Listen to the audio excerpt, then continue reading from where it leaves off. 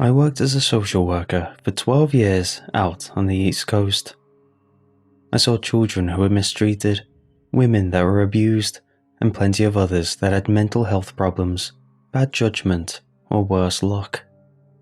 So many people suffering, and you get invested and try to help, and then have to leave it at the job so it doesn't eat you alive when you go. And for the most part, I was good at compartmentalizing that stuff. But then, 5 months before I quit and moved across the country, I met a young, traumatized woman. And everything changed. Her name was Hattie McGovern, and she was a college student who had been attacked the night before as she crossed through a park on the way to a neighborhood. When I saw her, she was on the first day of 3 days of observation. She had injuries, sure, but they were largely cuts and abrasions to her scalp. And what she was saying didn't entirely make sense. When we were alone and I was finished telling her about the government services she might benefit from, I asked her if she wanted to talk about what happened. I'd heard enough from the nurse outside to know it would be wild, but I had no idea of the details until she began to speak in a soft, hoarse voice. She said she'd been halfway through the park, walking at a fast pace because she planned on taking a shower and then heading back out to meet some friends and was running behind. When she realized an older man was walking next to her. Well, not next to her, she said, about 50 feet away, traveling across the grass, stepping over hedges and sidewalks without slowing or even looking at where he was going. Instead, he was just keeping pace with her, step for step, and staring at her with a wide smile that made him look like a skull between his pale skin and his bald head. This freaked her out, of course, and she began walking faster. She didn't run, she said, because she felt like it was kind of like running from a bear. You shouldn't show weakness or fear, but just get away before things went from weird to bad. So she turned to look to where she was going and to see if she saw any people closer than her apartment complex a block away. There was none, and when she looked back to where the man had been, he was gone. That's when she felt a hand plunging into her long, blonde hair and pulling her to the ground. I'd known it was going to be something about her hair. Her injuries, other than a bruise on her throat and a couple of other scrapes, were all on her head. Dozens of oozing places where the strange bald man had held her down and roughly cut off all her hair with a straight razor. Crying softly, she showed me a picture of her the week before. Long, curly hair the color of summer honey framed her then smiling face. A past her that didn't know what was about to happen. The version of her before me looked 10 years older and broken in some fundamental way. Sniffing back tears, she said that when the man yanked her to the ground, the breath went out of her. But she immediately started trying to get up and get away. That he had grabbed her by the throat and held her back down. But just for a moment, just long enough that he could spit in her face. Hattie said it made no sense. But after he did that, she couldn't move anymore, not at all. The girl told me the doctors had tried to say it was shock or fear, but she said that was nonsense. She was paralyzed by the thick, foul-smelling wad he'd spat onto her face, and even him producing the straight razor from a hidden pocket didn't get her moving again beyond the hammering of her heart. He never said anything, just smiled as he began gripping handfuls of her hair and scraping them off her scalp. I asked her if it hurt, and she gave me a watery laugh. She said that sure, it did, but that wasn't the worst part. It was feeling so violated and having a part of her taken away. even more than the fear of what he might do to her after. That feeling had been the worst. When he had rolled her over to her stomach to cut the rest of her hair off, she felt the first tingles of movement starting to come back. Not enough to really move, but some small stirring twitches. She decided to wait, let it come back more, and then try to run when the opportunity came or he was distracted. Not that she was just sitting and waiting for him to do whatever he wanted. Every moment she was tensed to try and fight if she saw the blade coming for her neck or if he tried to take her clothes off. She just knew that she couldn't really move or fight yet, and she wanted him to either go slow or just stop and leave her alone. He chose the latter. When he had cut off the last of her hair, he scooped up the pile next to her head and walked a few feet away out of her line of sight. She heard some kind of gasping, choking sound then, and while it took all her strength, she managed to turn her head slightly to see what he was doing. He was eating her hair. All of it. Golden fistfuls were crammed in, one after the other, as he chewed and gasped and choked and swallowed. The sound was disgusting, but seeing it was worse. She said it scared her worse than before, though she couldn't have said why. And it was then, as she lay frozen and horrified, that the man suddenly let out a gasping groan and toppled over onto the grass. He lay there, twitching for what felt like a minute or two, and though from her angle she couldn't see his face, she felt like he was either having a seizure or choking to death.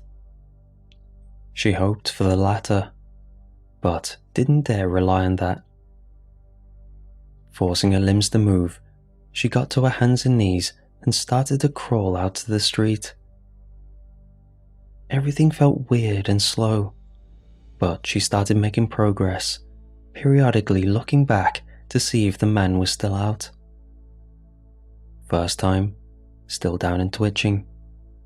Second time, he was sitting up and staring at her. It was at this point that she started shaking and crying harder. So, after waiting a couple of minutes, I asked the question to prompt her. Did he come for her again? No, she said. They looked at each other. He gave her another smile, and she started crawling faster while screaming her head off. A guy was jogging down the other side of the street and came over to help. When she looked back the next time, her attacker was gone. Thank God, I said, and she nodded in mute agreement. But I could tell there was something more. When I asked, she paused a long time before shaking her head. You'll just think I'm a crazy liar like they do. I had to reassure her that I wouldn't think any such thing several times before she finally told me the rest. When he sat up, when I saw him that last time, he wasn't bald anymore. He had long, curly hair, blonde hair, just like mine. He ate my hair and stole it from me. Over the next couple of months, I checked on her case.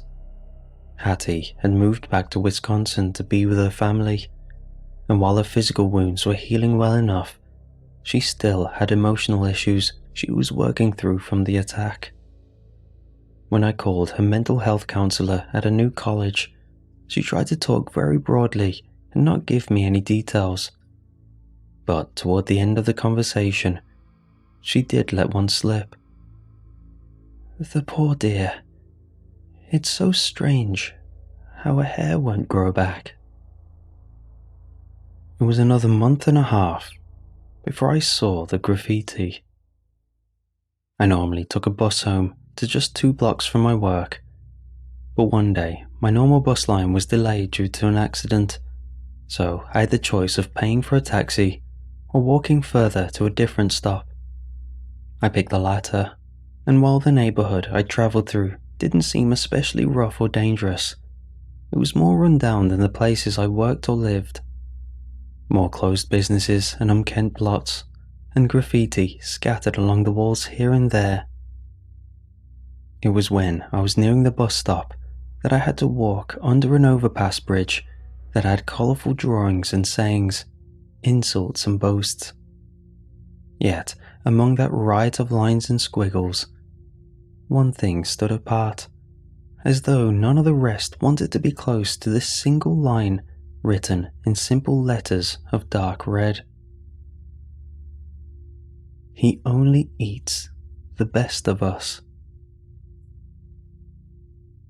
A year earlier, I would have laughed at the line, wondering if it was a social commentary or a line from a movie. But walking through that patch of shadows as the words burned down at me from above, my mind immediately went to Hattie, and I walked faster until I reached my stop. When I reached it, I looked back, and that's when I saw him. A thin, pale man with long, flowing, blonde hair. I might have let out a little scream right then, I don't remember.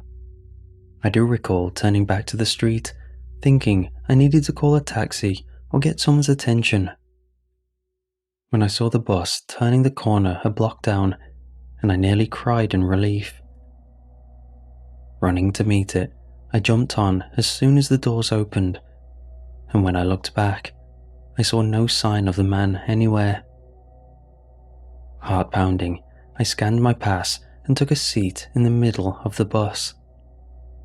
It was only half full, but the comfort of being around other people, even total strangers, was undeniable. I felt like a gazelle hiding in the herd from a stalking lion. The dramatic flair of the thought made me laugh. Wasn't I overreacting? Had I really seen the man, or had I just imagined it because I was tired and taking a strange route that made me uneasy? Glancing at my phone, I guessed my nearest stop to home would be about 20 minutes away. After a moment's debate, I set my phone alarm for 15 in case I dozed off, though that seemed unlikely given the panic I'd felt a few moments before. I might not ever sleep. I woke up to words being spoken right next to my ear. "You have lovely eyes." I jumped in my seat and started to turn around when I froze. The evening had fully come on by now, and the windows of the bus were all black with the growing night outside. In the reflection of the window closest to me, I could not only see myself, but who had spoken to me. It was the old, blonde man, leaning against my ear like a whispering lover. In the reflection, my terrified gaze found his milky eyes, hanging like infected moons above his sickly, sickle smile. He held me with that look for a moment, before rasping out the words again. "You have lovely eyes." My fear broke the spell this time, and I jumped out of my seat and rushed to the front, yelling for the driver to let me out. "Let me out now, goddammit." Looking surprised and irritated, he pulled to the curb even as my phone alarm went off. I was just 2 blocks away now, and I wasn't above running the entire way. So that's exactly what I did. I jumped off the bus as the doors opened, pulling off my heels and running barefoot down the sidewalk for 2 blocks to my building. I never looked back the entire time, and it wasn't until I was behind my door and the deadbolt was thrown that I took a breath or dared to look back out through the peephole. I saw no sign of anyone out there. and when I went to my windows to look for any sign of the old man following me, I found none. Good. It was maybe a coincidence, but even if it was Hattie's guy, he couldn't have followed me all the way home, not with how fast I was There was a knock at the door. Stifling another scream, I crept back to the door, not wanting to betray that I was home. Looking back through the peephole, I saw nothing. Maybe it had been a mistake, and the person had realized they had the wrong door and went on. I waited for a couple of minutes, watching and listening for someone, and there was nothing. It wasn't until I turned to go into the living room that a new knock returned. This one more rhythmic and familiar. Knock, knock, knock, knock, knock, knock, knock. I gave a shudder as I realized I recognized what that was. Shave and a haircut, 2 bits. Biting my lip, I went back to the door and stared out again through the hole. There was still no one out there that I could see. Not that I was about to open the door to fully check. What if they were just standing to the side, waiting for me to crack the door? I debated calling the police, but I wasn't sure what to tell them, or if they'd even come for something so small. So instead, I called the building's handyman, George. Told him I thought a creepy guy might have followed me into the building, and now someone kept knocking on my door. I asked him did he mind coming up and just see if he saw anything. He sounded sleepy and irritated initially, but when he heard the fear in my voice, he said he'd be right there. Less than 5 minutes later, there was a new knock on the door, but this time it was quickly followed by George's voice. "Miss Castillo, there's no one out here now. I'm going to double check the other doors, but I think you're okay. Someone did leave you something out here though." I unlocked the door and opened it part way. "Left something? What?" George pushed the item through the crack and handed it to me. "There. That's for you, I guess. I think you're okay. But you be careful, okay? There are some bad things out there." I noticed that he said things instead of people, but I let it pass. "George, is something wrong?" He looked a little paler as he forced a smile and shook his head, never raising his eyes to me. "No, I think everything is okay. Just keep your door locked, okay? And let me know if you have any more trouble. I gotta get back downstairs." I thought about reminding him to check the other floors, but then he was gone. Shutting the door back and locking it, I decided it didn't matter. I had a feeling he wasn't going anywhere except down to his own apartment to turn his own deadbolt. That feeling only grew when I turned on the lights and looked more closely at what had been left for me. Maybe it had been a mocking threat or a warning, but I knew what it felt like. A promise. So, the next day I gave my notice and moved most of my stuff into an extended stay hotel. 3 weeks later, I was driving a moving truck across the country to my new home. The first thing I set out in my new house was the gift I got that night. I hate looking at it, but I need to see it, be reminded of it, like a head or heart full of scars or the red letter scrawled underneath a bridge. It warns me to never let my guard down, to never assume that the darkness has nothing but empty fear waiting for me in its depths. Even now, I can see it on my mantle, gleaming a dull grey. I think it's made of pewter, and it feels very heavy and old the few times I've been able to make myself touch it. Not that I need to anymore. I still see it when I close my eyes. A thick-handled metal spoon with a deep, round bowl that tapers to a sharp edge on the outer rim. Not by initial design, but by use of whetstone or a grinder. It's more of a razor now, hard and cold and bitingly thin, shaped for cutting and digging. And I know, without checking, that if someone were to stick it into my eye socket, they could slice through the lid and scoop out my eyeball like a bit of overripe melon. My hands are shaking as I tell you this. I can't quite look at the mantel any longer, so I look out the window instead. It's not dark yet, but the shadows are growing fatter with each passing morsel of the day.